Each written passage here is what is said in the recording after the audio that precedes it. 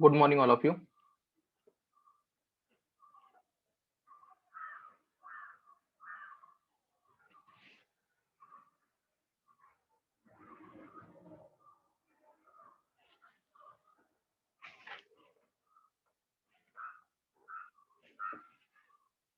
तर आपण बघतोय चॅप्टर नंबर 9 सिलॉइझम. त्याच्यामध्ये आपण पॉईंट नंबर 7 बघत होतो, valid modes and rules of figures. आता गेल्या लेक्चरमध्ये आपण 3 फिगर कव्हर केल्या होत्या. आज आपण चौथी फिगर बघायची आहे. नंतर आपण पॉईंट नंबर 8 आणि पॉईंट नंबर 9 कव्हर करायचा प्रयत्न करूया. तर पहिल्यांदा बघा रूल्स ऑफ फिगर 4. आता फिगर 4 म्हणजे काय ते आधी एकदा बघून घेऊया. तर लक्षात घ्या ही जी काही आकृती आहे ही फिगर 4 ची आहे. हे समजून घेत असताना पी आणि एस ला इग्नोर करा, जसं मी मागच्या लेक्चरच्या वेळी पण सांगितलं होतं. कारण हे पी आणि एस जे आहेत हा कन्क्लुजनचा सब्जेक्ट आणि कन्क्लुजनच्या प्रेडिकेटचे रेफरन्सने आहेत. काही वेळा काय होतं, मुलं हे पी आणि एस हे ओरिजिनल वाक्याचे जसं समजतात आणि त्यामुळे मिडल टर्म कुठे येते किंवा काय येते या संदर्भात कन्फ्युजन होतं. म्हणून काय करा, हे पी आणि एस ला इग्नोर करा, फक्त मिडल टर्म कुठे येते ती बघा. तर जी काय तुमची मेजर प्रिमाइस असेल त्यामध्ये प्रेडिकेटच्या ठिकाणी ज्यावेळी मिडल टर्म येईल, त्याचप्रमाणे जी काही मायनर प्रिमाइस असेल त्या ठिकाणी सब्जेक्टच्या ठिकाणी ज्या ज्यावेळी मिडल टर्म येईल त्या त्यावेळी तुम्हाला फिगर 4 मिळेल. आता लक्षात घ्या, मिडल टर्मची जरी जागा बदलली तरी बेसिक रूल जे काही होते, म्हणजे मिडल टर्म डिस्ट्रीब्यूट झाल्याशिवाय सिलोइझम करता येत नाही किंवा एखादी टर्म ओरिजिनल डिस्ट्रीब्यूट झाल्याशिवाय तुम्ही ती कन्क्लुजन मध्ये डिस्ट्रीब्यूट करू शकत नाही. ते सगळे जे काही रूल होते ते सेम राहणार आहेत. फक्त लक्षात घ्या, प्रत्येक फिगरचे जे काही रूल असते त्याचं कारण काय असतं, तर मिडल टर्मचं डिस्ट्रीब्युशन एन्श्युअर करणं किंवा एखादी टर्म ओरिजिनल डिस्ट्रीब्यूट झाल्याशिवाय ती कन्क्लुजन मध्ये डिस्ट्रीब्यूट होऊ नये हे एन्श्युअर करण्यासाठी प्रत्येक फिगरचे काही रूल असतात. आता लक्षात घ्या, यापूर्वी आपण ज्या काही फिगर बघितल्या प्रत्येकाचे 2-2 रूल होते. पण इकडे लक्षात घ्या, इकडे 3 रूल आहेत आणि लक्षात ठेवायचं ज्या ज्यावेळी फिगर 4चं वाक्य असेल त्या त्यावेळी यापैकी कोणताही एकच रूल ऍप्लिकेबल होणार आहे. सगळे रूल ऍप्लिकेबल होतात की नाही हे चेक करायची गरज नाही. कोणता एक ऍप्लिकेबल झाला तर ते सफिशियंट असेल. तर आता पहिला रूल बघूया. If the major premise is affirmative, minor premise must be universal. आता त्याचं कारण लक्षात घ्या, सिलॉइझम करायचं असेल त्यावेळी लक्षात ठेवायचं मिडल टर्म डिस्ट्रीब्यूट झालीच पाहिजे. जर मिडल टर्मचं डिस्ट्रीब्युशन झालं नाही तर सिलॉइझम करता येत नाही. मग इकडे काय होतंय बघा, जर मेजर प्रिमाइस अफॉर्मेटिव्ह असेल तर मायनर युनिव्हर्सल पाहिजे. याचं कारण काय, तर अफॉर्मेटिव्ह असताना काय डिस्ट्रीब्यूट होतंय बघा, ए प्रपोजिशन एस म्हणजे काय, इकडे जे काय येईल त्याचं डिस्ट्रीब्युशन होईल. आय प्रपोजिशन नो याचा अर्थ काय, कोणाचे डिस्ट्रीब्युशन होणार नाही. म्हणजेच काय, मेजर प्रिमाइस अफॉर्मेटिव्ह असताना मिडल टर्मचं डिस्ट्रीब्युशन होत नाही. लक्षात घ्या, मिडल टर्म डिस्ट्रीब्यूट झाल्याशिवाय तुम्ही कन्क्लुजन काढू शकत नाही, कारण सिलॉइझम होऊ शकत नाही. म्हणजेच काय, मिडल टर्मला डिस्ट्रीब्यूट करण्याची जबाबदारी आली मायनर प्रिमाइसवर. आता ते कसं डिस्ट्रीब्यूट करेल ते बघा. त्यांनी म्हटलंय minor premise must be universal. मग त्याचं कारण लक्षात घ्या, युनिव्हर्सल प्रपोजिशन कडेच फक्त सब्जेक्टच्या जागी जे काही येतं ते डिस्ट्रीब्यूट करण्याची कॅपॅसिटी असते. बघा, ए प्रपोजिशन एस म्हणजे काय, मिडल टर्म सब्जेक्टच्या जागी आलेले मिडल टर्मचं डिस्ट्रीब्युशन होईल. किंवा ई प्रपोजिशन बी म्हणजे काय, both term will be distributed म्हणजे काय, मिडल टर्म आणि सब्जेक्टचं डिस्ट्रीब्युशन होईल. हे झालं युनिव्हर्सलचं. तुम्ही म्हणाला पर्टिक्युलर नाही होतं का, तर ते पण आपण चेक करूया. तर आय प्रपोजिशन नो डिस्ट्रीब्युशन म्हणजे काय, दोघांचे डिस्ट्रीब्युशन होणार नाही. आणि ओ प्रपोजिशन पीचं डिस्ट्रीब्युशन म्हणजे काय, याचं होत नाही. त्यामुळे लक्षात ठेवायचंय, ज्या ज्यावेळी मेजर प्रिमाइस अफॉर्मेटिव्ह असेल त्या त्यावेळी मायनर प्रिमाइस युनिव्हर्सलच असली पाहिजे. याचं कारण काय, मेजर प्रिमाइस अफॉर्मेटिव्ह असल्यामुळे मिडल टर्म डिस्ट्रीब्यूट करू शकत नाही. त्यामुळे ही रिस्पॉन्सिबिलिटी जी मिडल टर्म डिस्ट्रीब्यूट करण्याची आहे ती येईल मायनर टर्मवर किंवा मायनर प्रिमाइसवर. त्यामुळे लक्षात ठेवायचं मायनर प्रिमाइस युनिव्हर्सलच पाहिजे, कारण फक्त युनिव्हर्सलकडे कॅपॅसिटी आहे ही मिडल टर्मच्या जागी आलेली आहे, म्हणजे सब्जेक्टच्या जे काही येतं ते डिस्ट्रीब्यूट करण्याची. हा होता पहिला रूल. दुसरा रूल बघा, if either of the premise is negative, major premise must be universal. आता एक गोष्ट लक्षात घ्या, एखादं वाक्य जर निगेटिव्ह असेल तर आपण रूल्स ऑफ क्वालिटीमध्ये बघितलेलं आहे, तर कन्क्लुजन हे निगेटिव्ह होतं. आणि होतंय काय, निगेटिव्ह कन्क्लुजन प्रेडिकेटला डिस्ट्रीब्यूट करतं. कसं ते बघा, निगेटिव्ह म्हणजे काय, तर ई प्रपोजिशन आणि ओ प्रपोजिशन दोन्ही कम्पेअर करून बघा. E proposition both term will be distributed याचा अर्थ काय, सब्जेक्ट प्रेडिकेट दोघांचे डिस्ट्रीब्युशन होईल. आणि O proposition predicate will be distributed याचा अर्थ काय, प्रेडिकेटचं डिस्ट्रीब्युशन होईल. म्हणजेच काय, जर एखादं वाक्य निगेटिव्ह आलं असेल दोघांपैकी तर कन्क्लुजन सुद्धा निगेटिव्ह बनेल आणि ते प्रेडिकेटचं डिस्ट्रीब्युशन करेल. पण प्रॉब्लेम काय बघा, हा जो काही प्रेडिकेट आहे तो येतोय कुठून, मेजर प्रिमाइस मधून. आणि मेजर प्रिमाइस मध्ये तो सब्जेक्टच्या जागी आहे. आणि लक्षात ठेवायचं, सब्जेक्टच्या जागी जे काही आहे त्याचं डिस्ट्रीब्युशन करण्याची कॅपॅसिटी, डिस्ट्रीब्युशन करण्याची पॉवर ही फक्त युनिव्हर्सल प्रपोजिशन कडे आहे.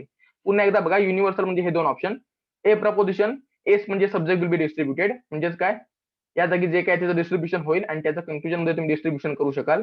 त्याच प्रकारे बघा, E proposition both term will be distributed म्हणजे काय, या दोघांचे डिस्ट्रीब्युशन होईल म्हणजे ज्याचं पण होतोय.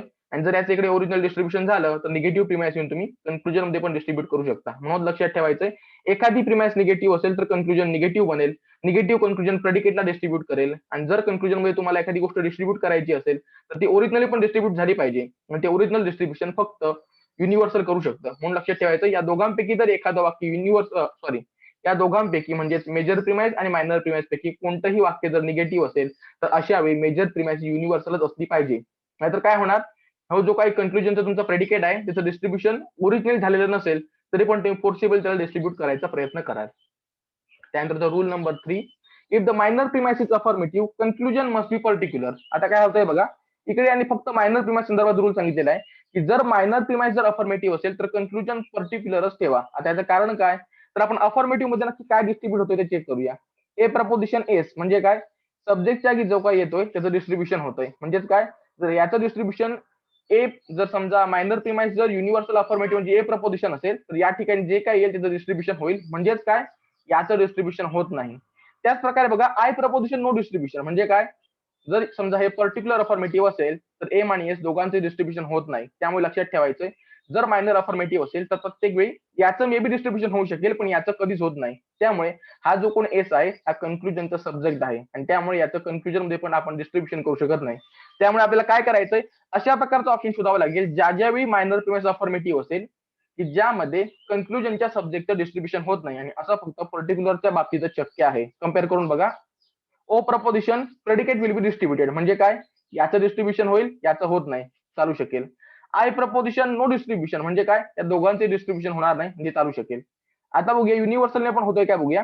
तर A proposition S will be distributed म्हणजे काय, सब्जेक्ट डिस्ट्रीब्यूट होतो हे चालणार नाही. आणि E proposition both term will be distributed म्हणजे या दोघांचे होईल म्हणजे याचं पण होईल ते चालणार नाही. म्हणून लक्षात ठेवायचंय ज्यावेळी ही प्रिमाइस अफर्मेटिव्ह असेल त्यावेळी फोर्थ फिगर मध्ये कन्क्लुजन पर्टिक्युलरच पाहिजे. कारण काय, अफर्मेटिव्ह प्रिमाइस कधीही प्रेडिकेटच्या जागी जे काय आलंय म्हणजे आता इकडे जो काही एस आलाय त्याचं डिस्ट्रीब्युशन करत नाही. आणि हे जे काही प्रेडिकेटच्या जागी आलंय तेच कन्क्लुजन मध्ये सब्जेक्ट बनतंय सिलॉइझम मध्ये. आणि जर याचं ओरिजिनल डिस्ट्रीब्युशन झालं नसेल तर कन्क्लुजन मध्ये पण होता नाही. आणि याचं डिस्ट्रीब्युशन न करणारे दोनच ऑप्शन आहेत, त्यात फक्त पर्टिक्युलर. लक्षात ठेवा ज्यावेळी फोर्थ फिगर मधील वाक्य मायनर प्रिमाइस अफर्मेटिव्ह असेल त्यावेळी कन्क्लुजन पर्टिक्युलर ठेवलं पाहिजे. तिन्ही रूल समजलेत का? जर काही शंका असेल, एखादा पाठ समजला नसेल तर विचारा, अनम्यूट करून विचारा किंवा मेसेज करून विचारा.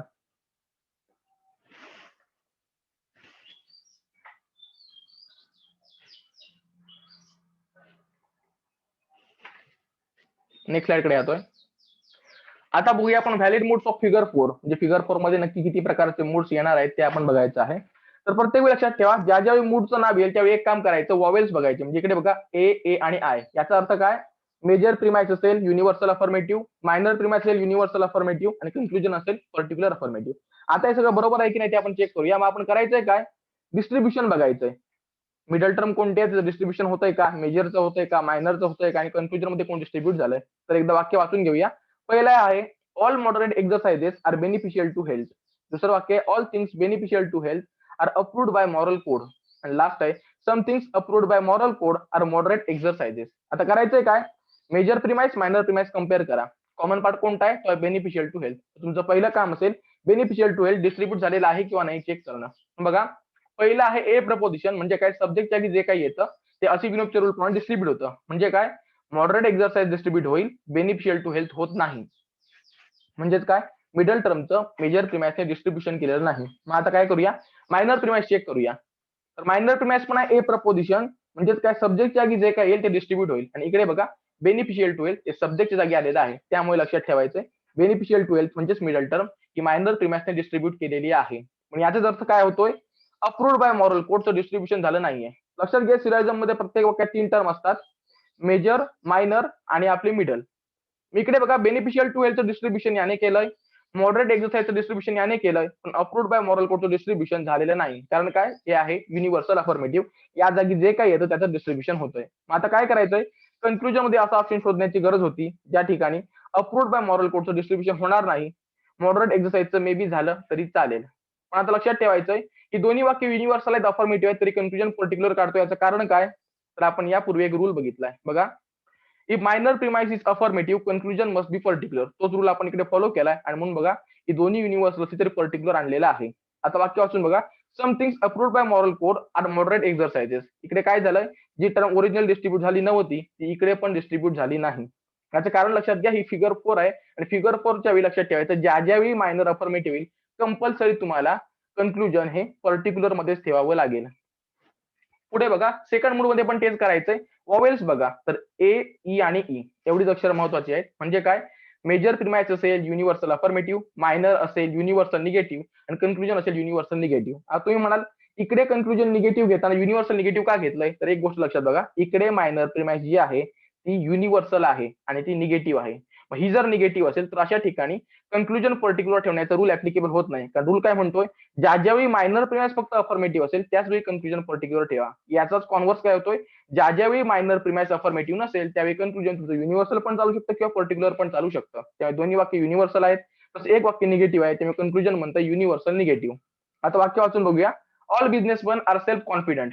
पुढे आहे no self confident person is easily discourage आणि कन्क्लुजन आहे no being who is easily discourage is businessman. इकडे पण बघा 3 टर्म कोणते ते शोधायचा प्रयत्न करूया. दोन्ही वाक्यात कॉमन काय मिळतंय, सेल्फ कॉन्फिडंट ही झाली मिडल टर्म. त्यानंतर कन्क्लुजनचं प्रेडिकेट जिकडून आलंय ती बनते आपली मेजर टर्म, ती आहे बिझनेसमन. आणि कन्क्लुजनचा सब्जेक्ट जो काय बनतोय ती आहे आपली मायनर टर्म इझिली डिस्करेज. आता कोण कोण डिस्ट्रीब्यूट होतंय ते बघूया. तर पहिलं वाक्य ए प्रपोजिशन आहे, असिबिनॉफच्या रूल प्रमाणे सब्जेक्टच्या जागी जे काय असेल ते डिस्ट्रीब्यूट होईल. म्हणजे काय, बिझनेसमनचं डिस्ट्रीब्युशन झालंय. पुढे बघा ई प्रपोजिशन. ई प्रपोजिशन मध्ये both term will be distributed. याचा अर्थ काय, सब्जेक्टची जागी प्लस प्रेडिकेटच्या जागी जे काय येतं त्याचं डिस्ट्रीब्युशन होऊ शकेल. म्हणजे काय, सेल्फ कॉन्फिडंट पण डिस्ट्रीब्यूट झालाय, इझिली डिस्करेज पण झालाय. याचाच अर्थ काय, सिलोजिझम मध्ये असतात 3 टर्म, मेजर मायनर आणि मिडल, तिघांचंही डिस्ट्रीब्युशन इकडे झालेलं आहे. त्यामुळे लक्षात घ्या कन्क्लुजन मध्ये तुम्ही असा ऑप्शन घेऊ शकाल या ठिकाणी मेजर आणि मायनर दोघांचे डिस्ट्रीब्युशन चालेल आणि तो ऑप्शन आहे universal negative. No being who is easily discourage is businessman. आता इकडे बघा बिझनेसमन ओरिजिनल वाक्य डिस्ट्रीब्यूट झालाय त्यामुळे तो इकडे डिस्ट्रीब्यूट होऊ शकतो. त्याचप्रमाणे इझिली डिस्करेज पण इकडे डिस्ट्रीब्यूट झालाय त्यामुळे इकडे होऊ शकेल. हे 2 मूड समजलेत का? काही समजलं नसेल, शंका असेल तर विचारा.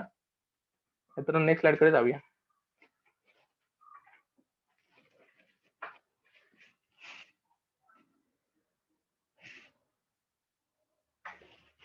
पुढे जातो.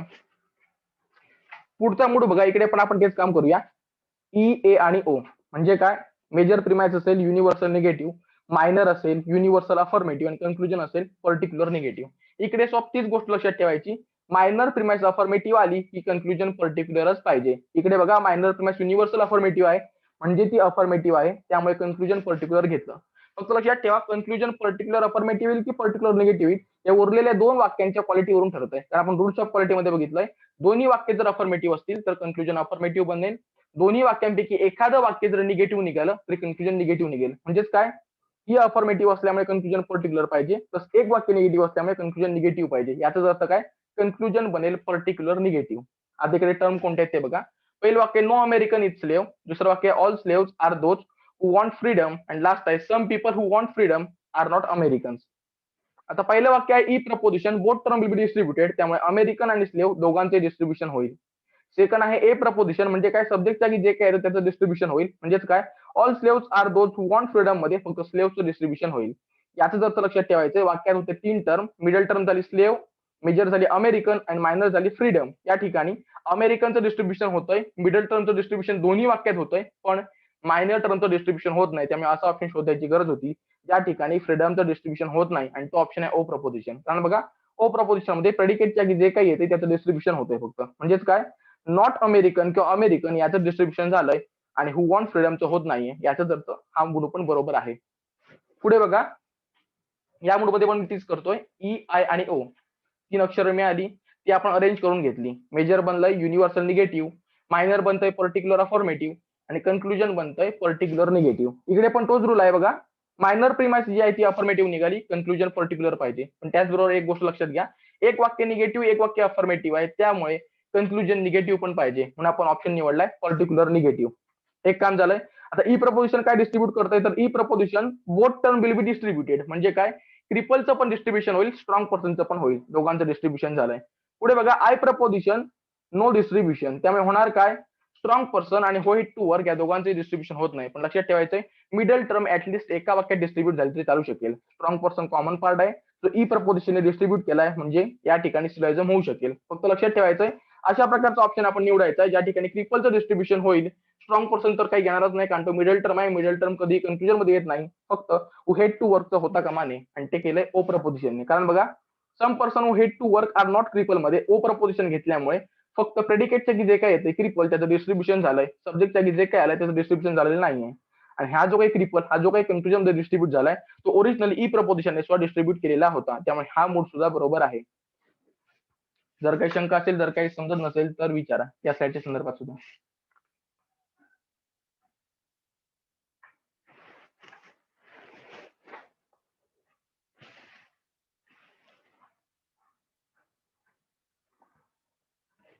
ओके, पुढे जातो. पुढे आहे लास्ट मोड फिगर 4 मधला. इकडे पण तेच काम करतोय, फक्त वॉवेल्स बघा आय, ए आणि आय. याचा अर्थ काय? मेजर प्रिमाइस बनेल पर्टिक्युलर अफर्मेटिव्ह, मायनर बनेल युनिव्हर्सल अफर्मेटिव्ह आणि कन्क्लुजन बनेल पर्टिक्युलर अफर्मेटिव्ह. इकडे पण बघा, हे वाक्य अफर्मेटिव्ह असल्यामुळे म्हणजेच मायनर प्रिमाइस अफर्मेटिव्ह असल्यामुळे आपण कन्क्लुजन सुद्धा अफर्मेटिव्ह घेतलेला आहे. दुसरी गोष्ट बघा, एक जर पर्टिक्युलर असेल, दुसरं युनिव्हर्सल असेल तर कन्क्लुजन पर्टिक्युलरच राहील. त्यामुळे काय, पर्टिक्युलर प्लस अफर्मेटिव्ह वाक्य बनलंय पर्टिक्युलर अफर्मेटिव्ह. एक काम झालंय. पुढे आता बघूया इकडे काय जात ते. तर आय प्रपोजिशन मध्ये सम व्हर्च्युअस पर्सन्स आर बोर. लक्षात ठेवायचं, आय प्रपोजिशन नो डिस्ट्रीब्युशन. त्यामुळे काय, व्हर्च्युअस पर्सनचं पण डिस्ट्रीब्युशन होणार नाही आणि बोर्सचं पण होणार नाही. पुढे आहे A proposition. All bores are those who lack sympathetic imagination. इकडे बघा, ए प्रपोजिशन कडे सब्जेक्ट डिस्ट्रीब्यूट होतोय. म्हणजे काय, ए प्रपोजिशन असेल तर बोरचं डिस्ट्रीब्युशन होतोय. दोन्ही वाक्यात कॉमन पार्ट कोणता होता, तर तो होता बोरचा. याचं डिस्ट्रीब्युशन झालेलं आहे. म्हणजेच लक्षात ठेवायचंय, मेजर टर्म मायनर टर्मचं डिस्ट्रीब्युशन झालेलं नाही, फक्त मिडल टर्मचं डिस्ट्रीब्युशन झालंय. त्यामुळे कन्क्लुजन मध्ये तुम्ही असा ऑप्शन शोधायचा आहे जो पर्टिक्युलर असेल, अफर्मेटिव्ह असेल, कोणाचं डिस्ट्रीब्युशन करत नसेल, आणि तो ऑप्शन आहे आय प्रपोजिशन नो डिस्ट्रीब्युशन. म्हणून वाक्य म्हणलंय, some persons who lack sympathetic imagination are virtuous. इकडे काय झालंय, ओरिजिनली व्हर्च्युअस डिस्ट्रीब्यूट झाला नव्हता आय प्रपोजिशन मुळे, इकडे पण तो डिस्ट्रीब्यूट होत नाहीये. त्याच प्रकारे सिम्पथेटिक इमॅजिनेशन जो ओरिजिनल वाक्यात डिस्ट्रीब्यूट झाला नव्हता, तो पण इकडे डिस्ट्रीब्यूट होत नाहीये. या ठिकाणी आपले व्हॅलिड रूल जे काही मूड्स होते आणि त्याचे ज्या काही फिगर्स होत्या ते संपलेले आहे. जर काही शंका असेल, पूर्ण पाठ संदर्भात काही समजलं नसेल तर सांगा.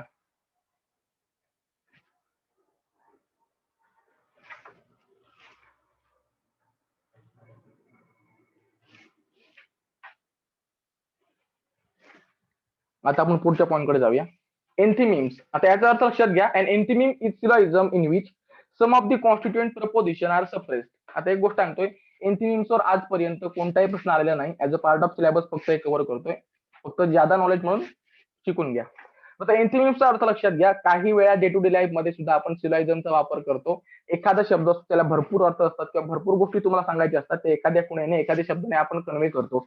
त्यावेळी एन्थिमिम्स होतं. म्हणजे बघा, पप्पू नावाचा एक शब्द आहे. आता या शब्दाला काही वर्षापूर्वी काही अर्थ नव्हता, पण आज जर तुम्ही एखाद्या माणसाला पप्पू म्हटलं असेल तर तुम्ही ओळखू शकता की नक्की काय झालंय. तो XYZ नावाचा माणूस आहे, त्या संदर्भात अशी अशी न्यूज आहे, असं असं एका पॉलिटिकल पार्टीने केलंय आणि आता सगळे त्याला पप्पू म्हणतात. इकडे एका शब्दाने काय केलंय, सिलॉइझमचे 3 वाक्याचं काम केलंय.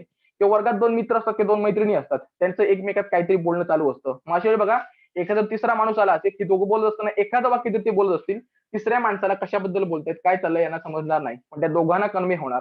अशाच प्रकारे लक्षात ठेवा, प्रत्येक वेळी आपण डे टू डे लाईफ मध्ये किंवा आपल्या आयुष्यात बोलताना सिलॉइझमचा वापर करतो. प्रत्येक ठिकाणी स्पेसिफिकली मेन्शन करत नाही की ही मेजर टर्म आहे, ही मायनर आहे, हे सिलॉइझम आहे किंवा हे कन्क्लुजन आहे. असं न करता काय करतो, त्यावेळी आपण एकच वाक्य बोलतो पण त्याचे 3 भाग निघतात.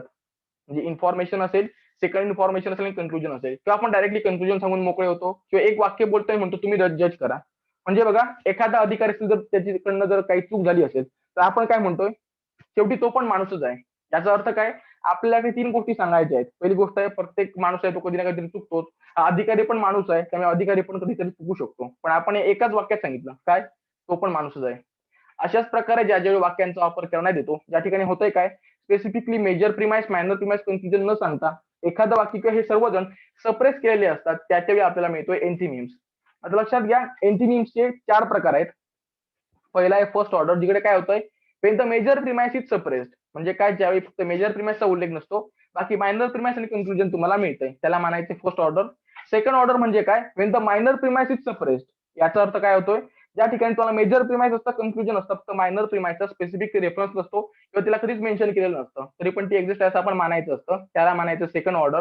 आणि थर्ड ऑर्डर म्हणजे काय, when the conclusion is suppressed. या ठिकाणी मेजर प्रिमाइस असते, मायनर प्रिमाइस असते, फक्त कन्क्लुजन दिलेलं नसतं. लास्ट आहे फोर्थ ऑर्डर. इकडे काय, when the only word when only one proposition has force of syllogism. इकडे काय, मेजर प्रिमाइस पण नाही, मायनर प्रिमाइस पण नाही, कन्क्लुजन पण नाही, फक्त एक वाक्य असणार जे तिघांचंही काम करेल. आता सिलेबसच्या दृष्टीने याला जास्त महत्व नसताना मी आता एकच एक्झाम्पल घेणार आहे. प्रत्येक ऑर्डर मी आता एक्सप्लेन नाही करणार आहे. तर थर्ड ऑर्डरचं एक एक्झाम्पल बघा. No industrial city is a health resort and Mumbai is an industrial city. आता इकडे लक्षात घ्या, इकडे तुम्ही फक्त फॉर्मवर कॉन्सन्ट्रेट न करता कंटेंटवर तुम्हाला बघावं लागेल. कारण काय, या ठिकाणी एक वाक्य सप्रेस केलेलं आहे जे तुम्हाला स्वतः शोधायचं आहे. तर बघा, no industrial cities health resort याचा अर्थ काय, ज्या ज्या ठिकाणी कारखाने आहेत, उद्योग आहेत, त्या ठिकाणी आरोग्याचा दर्जा खालावलेला असेल. कारण काय, प्रदूषण वाढलंय. म्हणजे काय, इंडस्ट्री आली की तिकडे हेल्थ लोकांचं डिक्रीज असेल, लक्षात येतंय, किंवा हेल्थ जे काही असेल ते चांगलं असणार नाही. कारण काय, इंडस्ट्रियल सिटी आहे. पुढे तो ऑथर काय म्हणतोय, Mumbai is an industrial city. मुंबई सुद्धा एक औद्योगिक शहर आहे. याचा अर्थ काय, मुंबईमध्ये सुद्धा आरोग्याचा दर्जा खालावलेला असेल. पण त्याने इकडे कन्क्लुजन दिलंय का, स्पेसिफिकली दिलेलं नाही, पण आपण अंडरस्टँड करू शकतो की इंडस्ट्रियल सिटी म्हटल्यानंतर प्रदूषण आलं, आरोग्याचा दर्जा खालावलेला आला. मुंबई सुद्धा इंडस्ट्रियल सिटी आहे, त्यामुळे काय, मुंबईत सुद्धा आरोग्याचा दर्जा खालावलेला असेल. अशा प्रकारे ज्यावेळी वाक्य असेल त्यावेळी आपण त्याला एंथीम्स म्हणायचंय. एंथीम्स वर तुम्हाला सिच्युएशनल क्वेश्चन नंबर 3 किंवा क्वेश्चन नंबर 4 मध्ये आजपर्यंत क्वेश्चन आलेला नाही. पण एखाद्या वेळी समजा आलाच तर तुम्ही कशा प्रकारे सोडवायचं हे दाखवण्यासाठी एक एक्झाम्पल दिलेलं आहे. तर इकडे आपण काय करायचंय, दोन वाक्य मिळाली, कन्क्लुजन काय लिहायचं तुम्हाला अंदाज आहे, ती वाक्य फक्त आपण अरेंज करायची आहेत. पहिलं वाक्य, no city is health resort, ते पहिल्यांदा आपण लिहून घेतलं, no industrial city is health resort. नंतर दुसरं वाक्य, Mumbai is an industrial city, मग आपण ते पण लिहून घेतलंय, Mumbai is an industrial city. इकडे एक गोष्ट लक्षात घ्या, इकडे ऑलचा समचा वापर करायचा नाही आहे. कारण काय, या ठिकाणी आपण कंटेंट बघायचा, फॉर्म बघायचा नाही आहे. त्यामुळे काय, तर मुंबईच्या ठिकाणी ऑल लावलं किंवा सम लावलं तर चुका होऊ शकतात. त्यामुळे सिंग्युलर प्रपोजिशन असेल तर ऑल किंवा समचा आपण लॉजिक मध्ये वापर करत नाही. त्यामुळे जर सिंग्युलर प्रपोजिशन आलं असेल, एनसीमीन सुद्धा असेल किंवा कुठेही असेल, तर त्याला आपण जनरल प्रपोजिशन मध्ये कन्वर्ट करायचा प्रयत्न करायचा नाही. कारण आपण काय शिकतोय, डिडक्टिव्ह लॉजिक, ज्या ठिकाणी जेवढी माहिती मिळते तेवढंच कन्क्लुजन आलं पाहिजे, त्याला तुम्ही ट्रान्सग्रेस करून पुढे जाऊ शकत नाही. म्हणून बघा, दुसरं वाक्य, Mumbai is an industrial city. दोन्ही वाक्यात मिडल टर्म म्हणून तुम्हाला मिळाले, ते इंडस्ट्रियल सिटी. ते जर कॉमन काढून टाकलं तर राहणार काय, Mumbai is not a health resort. आता कन्क्लुजन निगेटिव्ह येण्याचं कारण काय, तर एखादं वाक्य निगेटिव्ह आहे बघा, नो इंडस्ट्रियल सिटी, नो मिळतो, याचा अर्थ काय, जर मेजर प्रिमाइस निगेटिव्ह असेल तर कन्क्लुजन सुद्धा निगेटिव्ह निघेल. आणि कन्क्लुजन म्हणलंय, Mumbai is not health resort. पुन्हा एकदा सांगतो, एंथीम्स म्हणजे काय, तर डे टू डे लाईफ मध्ये आपण सिलॉजिमचा वापर करतो. बऱ्याचदा काही वाक्य, काही शब्द वापरतो ज्यामध्ये मेजर प्रिमाइस, मायनर प्रिमाइस, सिलॉजिम किंवा कन्क्लुजन सगळे अंतर्भूत असू शकतात. किंवा दोन वाक्य असतील आणि तिसरं आपल्याला इंडिकेट केलेलं असू शकेल. अशा ठिकाणी लक्षात ठेवायचं, ज्या ज्या ठिकाणी आपण स्पेसिफिकली मेजर, मायनर, कन्क्लुजन असं रेफरन्स न करता काही वाक्य सप्रेस करून, काही ना केव्हा वापरता सुद्धा न वापरता सुद्धा जर सिलॉजिम करत असू, त्याला आपण एंथीम्स म्हणायचं आहे. याचे आपण 4 प्रकार बघितले. आता एक एक्झाम्पल बघितलं. या ठिकाणी यांनी काय केलं होतं, ऑथरने 2 वाक्य दिलेली होती आणि तिसरं वाक्य तो इनडायरेक्टली इंडिकेट करतोय, त्यामुळे कन्क्लुजन त्याने सप्रेस केलेलं होतं. आणि ते जर आपल्याला प्रोसेस करायचं असेल तर आपण काय केलं, ती जी काही 2 वाक्य होती ती अरेंज करून घेतली, मिडल टर्म जी काय ती फिगर आउट केली आणि जे काय राहिलंय त्याला कन्क्लुजन मध्ये घेण्याचा प्रयत्न केला. एनथीम संदर्भात जर काही शंका असेल तर विचारा, नाहीतर आपण मग आपल्या चॅप्टरच्या लास्ट पार्टकडे येऊया.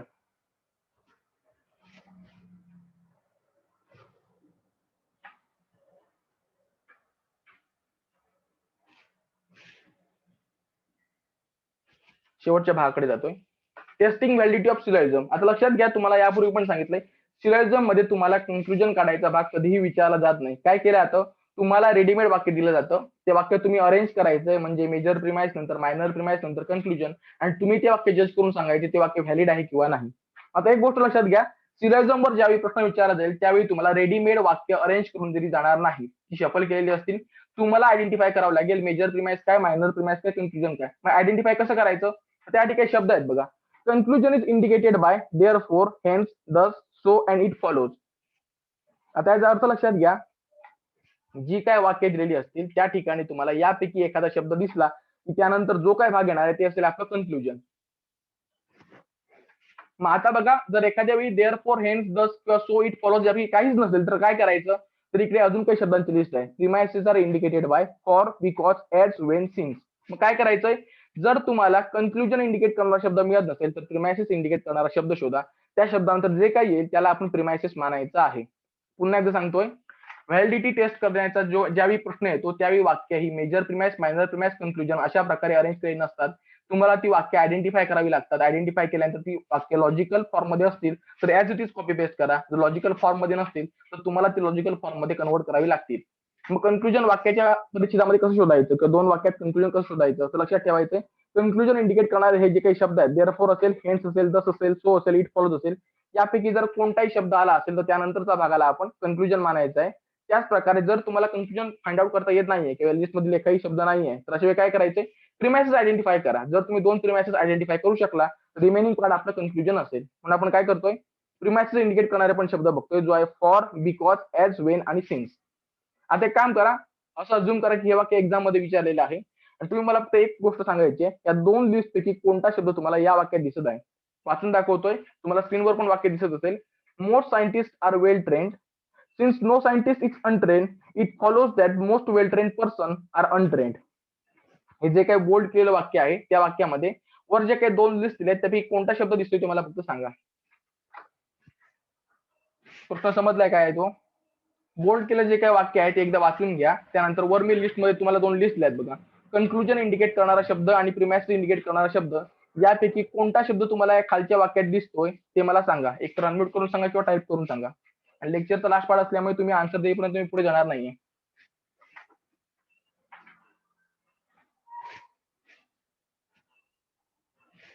फक्त बिंदास प्रयत्न करा, चुकलं तरी चालेल कारण काही एक्झाम नाहीये. इकडे चुकलं तर चांगली गोष्ट आहे, एक्झामला चुकलं तर तुमचे मार्क्स जातील. फक्त प्रयत्न करा, लिस्ट मधील कोणता शब्द तुम्हाला इकडे दिसतोय ते शोधा आणि फक्त तो शब्द सांगा. अनम्यूट करा किंवा मेसेज करा.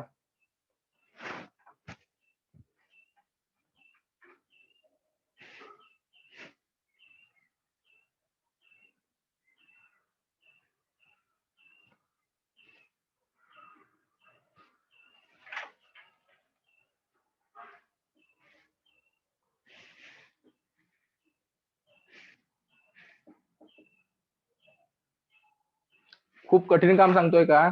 फक्त काय करायचं आहे, या लिस्ट मध्ये जे काही शब्द आहेत देअर फोर असेल, हेन्स असेल, दस असेल, सो असेल, इट फॉलोज असेल किंवा for, because, as, when and since हे जे काही शब्द दिले आहेत त्या शब्दांपैकी कोणता शब्द ही जी काही 2 वाक्य आहेत त्यामध्ये तुम्हाला दिसतोय तेवढा फक्त सांगा. मग पुढे कसं वाक्य सोडायचं मी तुम्हाला सांगतोय. लिस्ट वाचा आणि वाक्य वाचा, कोणता शब्द दिसतोय तेवढं फक्त सांगा.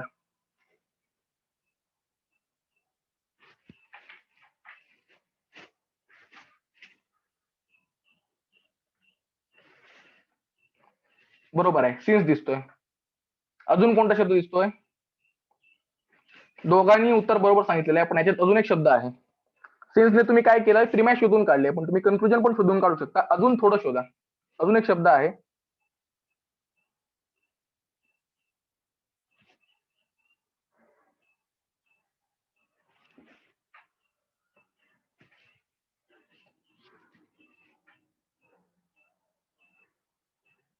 बरोबर आहे, परफेक्ट शोधलंय तन्वी आंगरे.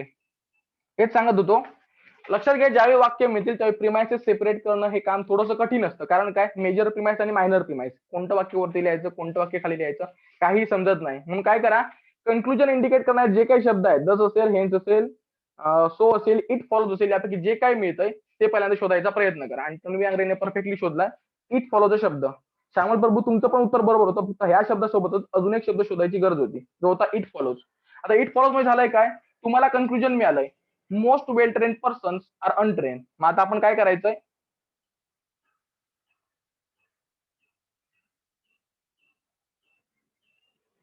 पहिल्यांदा कन्फ्युजन लिहून घ्यायचंय. आता बघा, most well train person are untrain मध्ये वाक्याची सुरुवात होते मोस्टने. मोस्टचा अर्थ काय, 100% होतो का? नाही.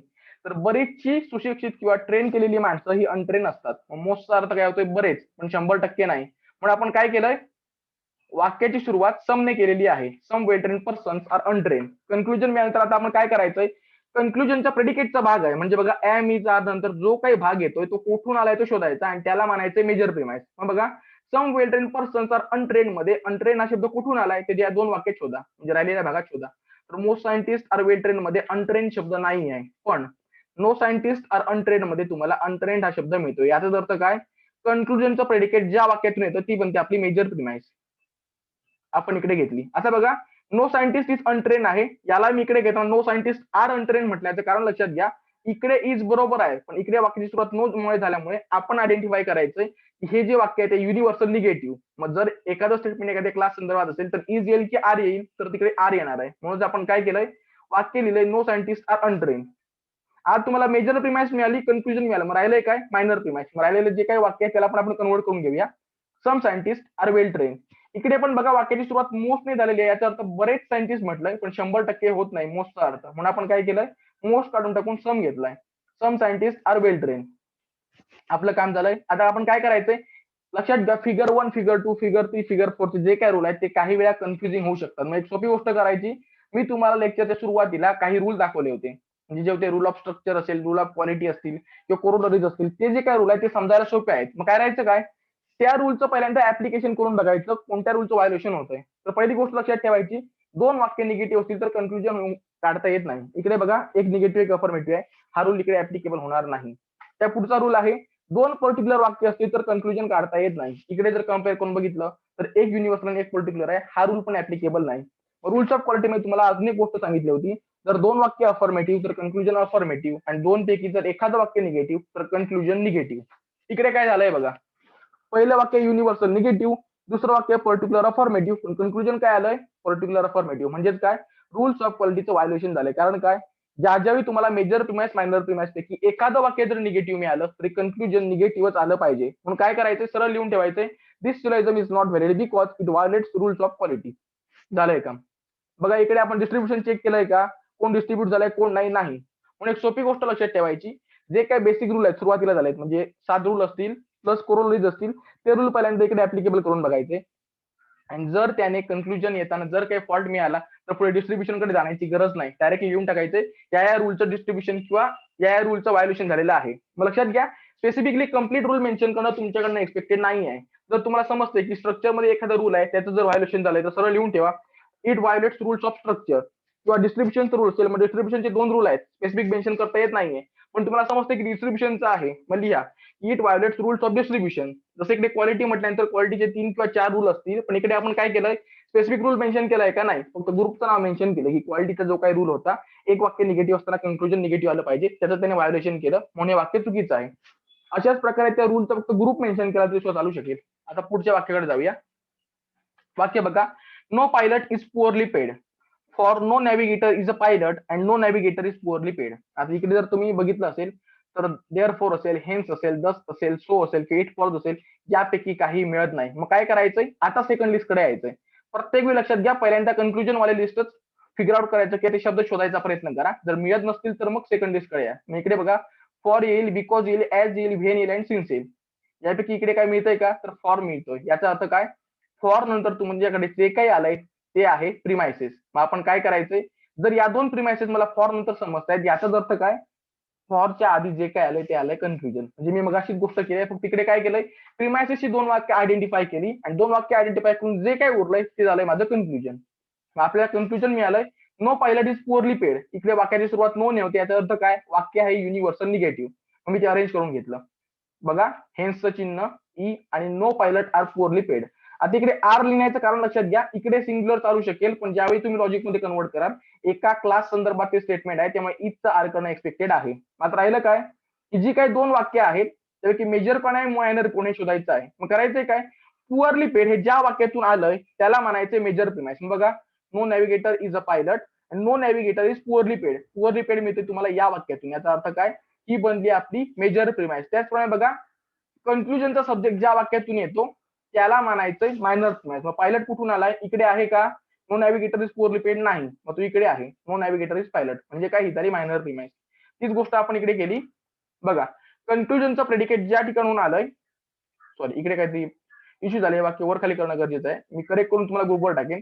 सध्या फक्त याला मेजर प्रिमाइस कन्सिडर करा, कारण काय, कन्क्लुजनचं प्रेडिकेट ज्या वाक्यातून आलंय ती सपोज होती मेजर प्रिमाइस आणि कन्क्लुजनचं सब्जेक्ट जिकडून आलाय त्याला मानायचे मायनर प्रिमाइस. आता इकडे सुद्धा काय करायचंय, बेसिक रूल कन्सिडर करून बघा. 2 वाक्य निगेटिव्ह असतील तर कन्क्लुजन सुद्धा आपलं येणार नाही, 2 वाक्य पर्टिक्युलर असतील तर कन्क्लुजन येणार नाही. इकडे जर तुम्ही रूल्स ऑफ क्वालिटी बघितली तर लक्षात येईल, दोन्ही वाक्य निगेटिव्ह आहेत आणि कन्क्लुजन काढलेलं आहे. म्हणजेच काय, सुरुवातीला तुमच्या एक गोष्ट लक्षात येईल, रूल्स ऑफ क्वालिटीचं व्हायोलेशन झालेलं आहे. म्हणून एक सिंपल वाक्य लिहून ठेवायचं आहे, this syllogism is not valid because no conclusion can be drawn from 2 negative premises. आता स्पेसिफिकली 2 निगेटिव्ह आहेत म्हणून असं लिहायची गरज नाही, फक्त it violates rules of quality म्हटलं तरी सुद्धा चालेल. आजचं लेक्चर संपलेलं आहे. दोन्ही वाक्यांपैकी जर काही शंका असेल, जर काही समजलं असेल तर सांगा. इकडे फक्त माझ्याकडनं मिस्टेक झालेली आहे, हे पुअरली पेडच्या संदर्भात दाखवतो. आता इकडे बघा, ही जी काही मेजर प्रिमाइस आहे मी चुकून इकडे टाईप केलेली आहे, या ठिकाणचं एक्झाम्पल आहे, हेच कन्सिडर करा. कारण बघा, इकडे कन्क्लुजनचं जे काही प्रेडिकेट आहे ते ज्या वाक्यातून आलंय ते मी सुरुवातीला लिहिलंय मेजर प्रिमाइस, आणि कन्क्लुजनचं सब्जेक्ट जिकडून आलंय त्याची मी केली मायनर प्रिमाइस. म्हणून फक्त एक गोष्ट लक्षात घ्या, सेकंड एक्झाम्पलच्या बाबतीत जे काय आन्सर मी लास्ट स्लाइडला दिलेलं आहे ते बरोबर आहे, सेकंड लास्टला जे काही असेल ते चुकीचं असेल, ते फक्त कन्सिडर करू नका. आता ही जी काही 2 एक्झाम्पल असतील किंवा आजच्या लेक्चरात जे काही शिकवलं असेल, काही शंका असेल तर अनम्यूट करून विचारा किंवा मेसेज करून विचारा. आणि जर काय वाचल्यानंतर समजणार असेल तर एक काम करतो, याची पीपीटीची मी पीडीएफ करतो आणि ग्रुपवर शेअर करतो, ती पण एकदा वाचून घ्या. आणि जर काही इश्यू असतील तर मला व्हॉट्सअपवर मेसेज करा.